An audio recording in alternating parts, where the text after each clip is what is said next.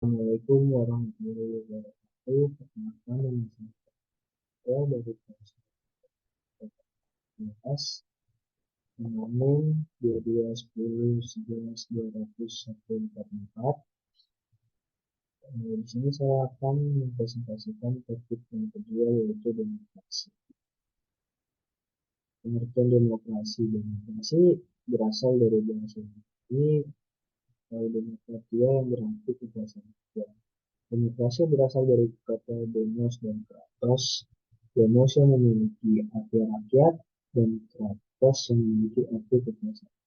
Menurut Kamus Besar Bahasa Indonesia, demokrasi adalah gagasan atau pandangan hidup yang mengutamakan kesamaan hak dan kewajiban serta perlakuan yang sama bagi semua warga negara. Prinsip demokrasi. Prinsip demokrasi sebagai sistem politik ada 10, yaitu sebagai berikut. Yang pertama, ada pembagian kekuasaan legislatif, yudikatif, dan eksekutif. Yang kedua, pemerintahan konstitusional. Yang ketiga, partai politik lebih dari satu dan mampu melaksanakan fungsinya.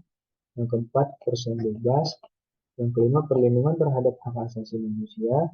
Yang keenam, pengawasan terhadap administrasi negara. Yang ketujuh, peradilan yang bebas dan tidak memihak. Yang kedelapan, pemerintahan yang diskusi. Yang kesembilan, pemilihan umum yang bebas. Yang kesepuluh, pemerintahan berdasarkan hukum. Ciri-ciri demokrasi. Ada 5, yaitu yang pertama, memiliki perwakilan rakyat. Yang kedua, keputusan berlandaskan aspirasi dan kepentingan warga negara.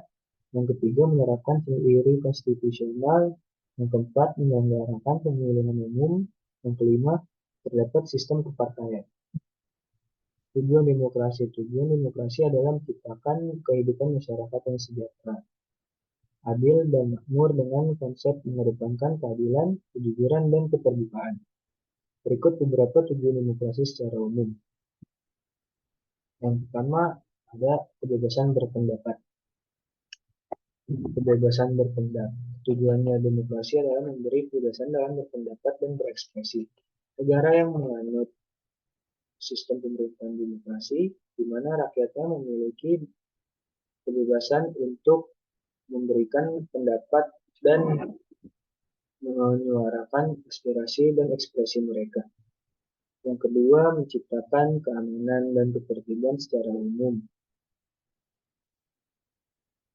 Secara umum, demokrasi bertujuan menciptakan keamanan, ketertiban, dan ketentraman di lingkungan masyarakat.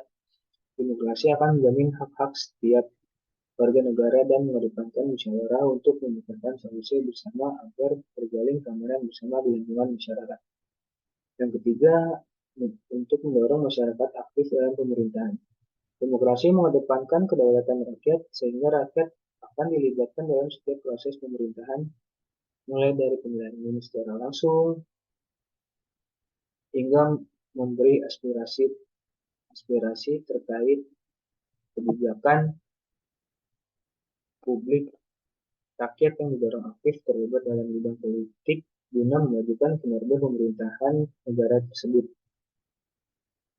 Yang keempat, membatasi kekuasaan pemerintahan. Kekuasaan tertinggi dalam negara yang menganut sistem pemerintahan demokrasi ada di tangan rakyat. Artinya rakyat berhak memberi aspirasi dan kritik pada pemerintahan. Yang kelima, mencegah perselisihan. Dalam suatu negara demokrasi, setiap masalah atau konflik yang terjadi akan diselesaikan dengan musyawarah, sehingga diharapkan dengan menganut sistem demokrasi bisa mencegah adanya perselisihan antar kelompok dan dapat menyelesaikan segala masalah secara damai. Contoh-contoh sifat demokrasi. Yang pertama ada bersikap adil kepada semua orang. Yang kedua, jika dalam berorganisasi selalu mengedepankan musyawarah.